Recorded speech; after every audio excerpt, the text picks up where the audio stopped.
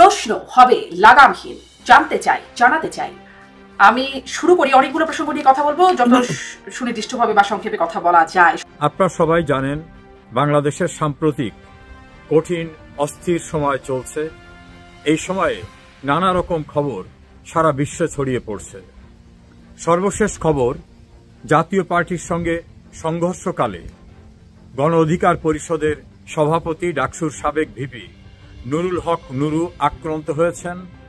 ডাক্তারদের ভাষ্যমতে তার অবস্থা আশঙ্কাজনক। ইন্টারনাল ব্রেন হ্যামারেজের শঙ্কা করছেন তারা। যে কোনো মুহূর্তে নুরুর যে সচেতনতা সেটা বন্ধ হয়ে যেতে পারে, এমন আশঙ্কা তাদের। এই ঘটনাকে ঘিরে সেনা সদর দপ্তর থেকে বিজ্ঞপ্তি দিয়ে বলা হয়েছে, শান্তিপূর্ণ উপায়ে নিবৃত করতে না পেরে তারা বল প্রয়োগ করেছেন, অর্থাৎ তারা শক্তি প্রয়োগ করেছেন। আবার নুরুর সংগঠনের একাধিক নেতা গণমাধ্যমকে বলেছেন সেনাবাহিনী এবং পুলিশ তাদের নেতা নুরুসহ অন্যদেরকে মারধর করেছে। নুরুর সংগঠনের সাধারণ সম্পাদক রাশেদ তিনি অভিযোগ করেছেন সরকারের গুরুত্বপূর্ণ ব্যক্তিরা এর সঙ্গে জড়িত থাকতে পারে, এটাই তিনি বলার চেষ্টা করেছেন। অন্যদিকে সরকারের আইন উপদেষ্টা আসিফ নজরুল তিনি তার ভেরিফাইড ফেসবুক অ্যাকাউন্টে এই ঘটনার তীব্র নিন্দা জানিয়েছেন। সেনাবাহিনী বলেছেন তারা ঘটনা ঘটিয়েছেন, বল প্রয়োগ করেছেন। সরকারের আইন উপদেষ্টা বলছেন তিনি এর তীব্র নিন্দা জানাচ্ছেন। আসিফ নজরুলের এই স্ট্যাটাসের নিচে আবার তাদের নিয়োগকর্তা হিসাবে পরিচিত হাসনাত আব্দুল্লাহ তিনি আসিফ নজরুলের স্ট্যাটাসকে ভণ্ডামি বলেছেন এবং আরও অনেকগুলো অভিযোগে অভিযুক্ত করেছেন। আসিফ নজরুলের বিভিন্ন নেতৃবৃন্দ যারা তাদেরকে বসিয়েছেন, তারা আসিফ নজরুলকে বিভিন্নভাবে দায়বদ্ধ করছেন এবং তিনি কি কি করছেন সব জবাব দিতে হবে এমনভাবে অভিযোগ করছেন।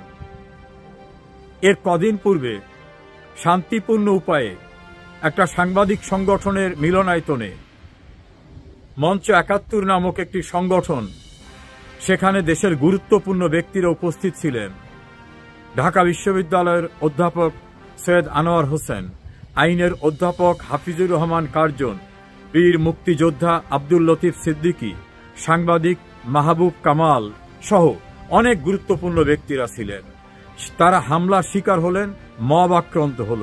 তাদেরকে উদ্ধার করার কথা বলে ডিবি অফিসে নিয়ে আটকে রেখে উল্টো তাদেরকেই সন্ত্রাস বিরোধী আইনের মামলায় আসামি করে কোর্টে পাঠিয়ে দেওয়া হলো। কোর্ট তাদেরকে জেলখানায় পাঠিয়ে দিলেন।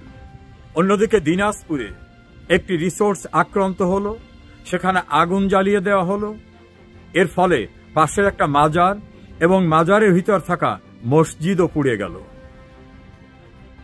কোথায় যাত্রা বাংলাদেশের? অনেকেই প্রশ্ন করছেন।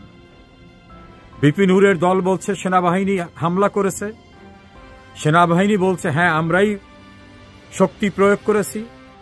আর রাষ্ট্রের আর একটি প্রতিষ্ঠান নির্বাহী বিভাগের আইন উপদেষ্টা তিনি এই ঘটনার তীব্র নিন্দা জানিয়েছেন। তাহলে কি আসিফ নজরুল সেনাবাহিনীর অ্যাকশনকে নিন্দা জানালেন? তাহলে সরকারের ভিতরে নির্বাহী বিভাগ এবং সশস্ত্র বাহিনী বিভাগের ভেতরে কি এখন প্রকাশ্য দ্বন্দ্ব? কোন দিকে যাচ্ছে বাংলাদেশ? অপেক্ষা করুন। অস্থির সময়ের বাংলাদেশ সম্ভবত আরো কঠিন পরিস্থিতির দিকে এগিয়ে যাচ্ছে।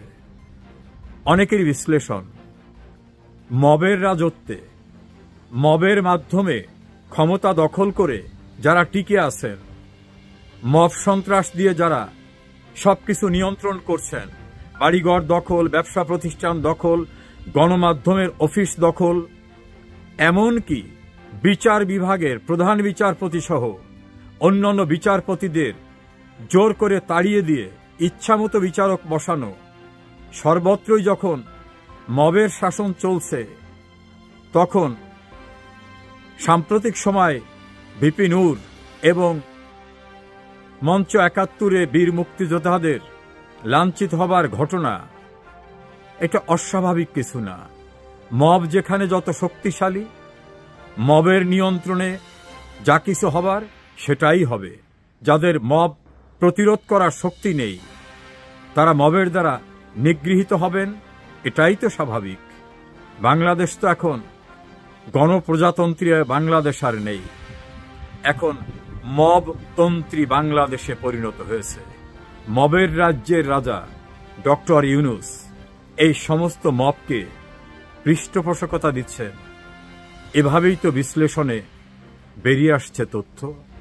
আগের দিন পুলিশ মিলিটারি মিলে জাতীয় পার্টির অফিসকে রক্ষা করলেও পরের দিন সবাই চুপ থেকেছে।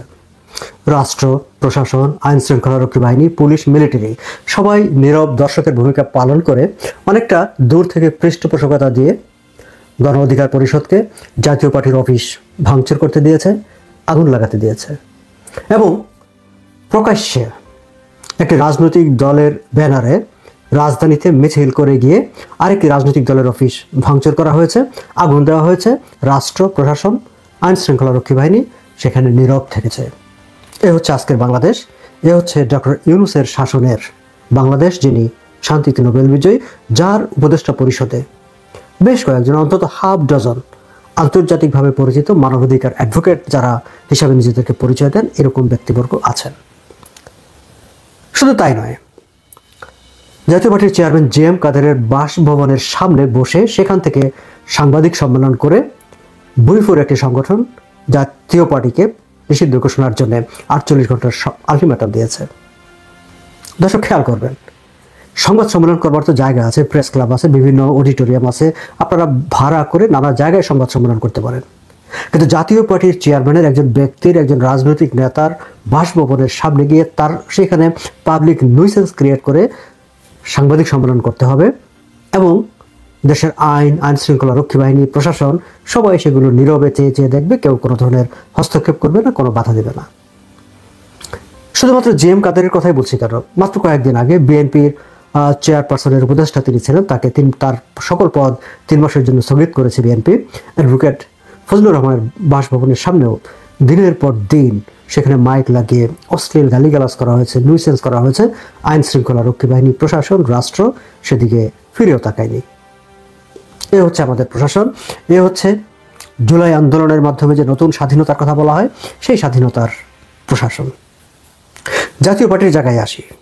প্রশ্ন হচ্ছে, অনেকের মনে এই প্রশ্নটা জেগেছে যে হঠাৎ করে এমন কি ঘটলো যে জাতীয় পার্টিকে নিয়ে রাজনীতিতে এরকম অস্থিরতা তৈরি হলো, এরকম তোলপাড় তৈরি করতে হলো। জাতীয় পার্টিকে সত্যি সত্যি একেবারে রাজনীতিতে কোনো ফ্যাক্টর হয়ে উঠেছে?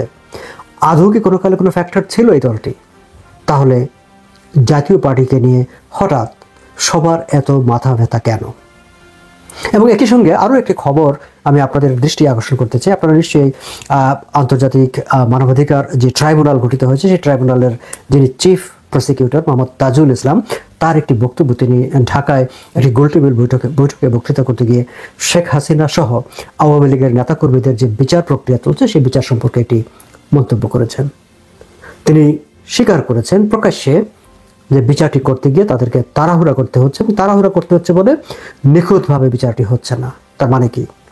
নিখুঁতভাবে বিচারটি হচ্ছে না মানেই হচ্ছে যে বিচারটি ত্রুটিপূর্ণ হচ্ছে। তার মানে হচ্ছে যাচ্ছে তাই ভাবে যে কোনোভাবেই হোক একটি রায় তাদের দিতে হবে, একটি শাস্তি তারা দিয়ে দিতে চান, এবং সেটি যে কোনোভাবেই হোক না কেন। এই দুটি বিষয় নিয়ে আজকে একটু আলোচনা করতে চাই। জাতীয় পার্টির জায়গাটিতে যদি আসি, জাতীয় পার্টির প্রশ্নটি যেটি উঠেছে যে কেন জাতীয় পার্টিকে নিয়ে হঠাৎ এত মাথা ব্যথা উঠল সবার। আমরা দেখলাম যে নুরুল হক নূরের যে গণ অধিকার পরিষদ, তারা হঠাৎ করে জাতীয় পার্টির কার্যক্রম নিষিদ্ধ করার দাবি জানাচ্ছে। তারা তার পার্টি অফিসে গিয়ে হামলা করেছে, আগুন দিয়েছে। জামাত ইসলামের একজন নেতাও জাতীয় পার্টি নিষিদ্ধ করার দাবি জানিয়েছে। এনসিপি আর আগেই এসব নিয়ে তারা কথাবার্তা বলছে, এবং রাষ্ট্রের প্রধান আইন কর্মকর্তা অ্যাটর্নি জেনারেল তিনিও ঢাকার বাইরে এক জায়গায় সাংবাদিকদের সঙ্গে কথা বলতে গিয়ে তিনিও বলেছেন যে জাতীয় পার্টি নিষিদ্ধ করার বিষয়টি আইনগত দিক নিয়ে তারা কাজ করবেন। ওয়াও! মানে একদিকে একটি ছোট্ট রাজনৈতিক দল দাবি জানাচ্ছে, ভুইফোর কিছু সংগঠন দাবি জানাচ্ছে, জামাত ইসলামী দাবি জানাচ্ছে, আবার রাষ্ট্রের আইন কর্মকর্তা, তার মানে হচ্ছে রাষ্ট্র সেখানে ইনভলভ হয়ে গেছে। রাষ্ট্রের আইন কর্মকর্তা অ্যাটর্নি জেনারেল যখন খতিয়ে দেখার কথা বলেন, তার মানে হচ্ছে যে সেখানে রাষ্ট্র ইনভলভ আছে। তার মানে অন্তর্বর্তী সরকার, জাতীয় পার্টির জাতীয় পার্টিকে নিষিদ্ধ করতে চান? কেন নিষিদ্ধ করতে চান? জাতীয় পার্টির অপরাধ কি? আওয়ামী লীগের কার্যক্রম যখন সাময়িকভাবে, তারা বলেছে যে সাময়িকভাবে স্থগিত, আমরা সেটির প্রতিবাদ করেছি। আমরা মনে করি যে একটি দেশে গণতান্ত্রিক রাজনৈতিক প্রক্রিয়া অব্যাহত রাখতে হলে সকল রাজনৈতিক দলকে অবাধে কাজ করতে দিতে হবে, তাদের সভা সমাবেশ করার অধিকার দিতে হবে। তাদের বিরুদ্ধে যদি কোনো আইনগত কোনো অভিযোগ থাকে, সেটি প্রচলিত আইনে নিয়ম কানুন মেনে তার বিরুদ্ধে বিচার প্রক্রিয়া চলতে পারে, বিচার প্রক্রিয়া হবে। কিন্তু একটি দলের কার্যক্রম নিষিদ্ধ করাটা হচ্ছে ফ্যাসিবাদী একটি তৎপরতা, এবং ডক্টর ইউনূসের সরকার সেই কাজটি করেছেন আওয়ামী লীগের কার্যক্রমকে স্থগিত ঘোষণা করে। এখন আবার জাতীয় পার্টিকে নিষিদ্ধ করার যে দাবিটি নিয়ে গেছেন, এবং অ্যাটর্নি জেনারেলের প্রধান আইন কর্মকর্তা অ্যাটর্নি জেনারেলের বক্তব্য থেকে প্রতীয়মান হয় আমরা ধারণা করতে পারি যে তার সঙ্গে ইউনূস সরকারও ইতিমধ্যে জড়িয়ে গেছে। আজ সন্ধ্যায় যে 3টি রাজনৈতিক দলের সভা ডেকেছেন হঠাৎ করে প্রধান উপদেষ্টা, সেইখানে এই বিষয়গুলো নিয়ে কথা হবে কিনা জানি না, কিন্তু যদি হয় আমি মনে করি, আমি দাবি জানাবো, প্রস্তাব করব বিএনপিকে। বিএনপি আওয়ামী লীগের কার্যক্রম স্থগিত করার সময় তারা সেই সময় সমর্থন দিয়ে গেছে, এবং সেটি তাদের রাজনীতির জন্য একটা ঝুঁকি তৈরি করেছে, হুমকি তৈরি করেছে। সেটি বিএনপি নেতৃবৃন্দ এতদিনে নিশ্চয়ই বুঝতে শুরু করেছে। সামনের দিনগুলো তাদের জন্য আরও চ্যালেঞ্জিং হয়ে উঠবে। আওয়ামী লীগবিহীন রাজনৈতিক পরিবেশে তাদের অস্তিত্ব হুমকির সম্মুখীন হবে, এবং জাতীয় পার্টিকে যদি এখন সরিয়ে দেওয়া যায় রাজনৈতিক অঙ্গন থেকে, তাহলে বিএনপিকে সরিয়ে দেওয়ার, বিএনপির কার্যক্রম নিষিদ্ধ করার পথটা খুব সহজ হয়ে যায়। অর্থাৎ বাংলাদেশে তাহলে সামনে কি মোটামুটি ধরনের প্রগতিশীল, বাম, মুক্ত চিন্তার কিংবা মধ্য চিন্তার সকল রাজনৈতিক শক্তিকে রাজনৈতিক মঞ্চ থেকে সরিয়ে দিয়ে সেখানে একটি উগ্রপন্থী, যেটি মির্জা ফখরুল ইসলাম বারবার বলছেন যে উগ্রপন্থী রাজনীতিকে ফিরিয়ে আনার চেষ্টা চলছে,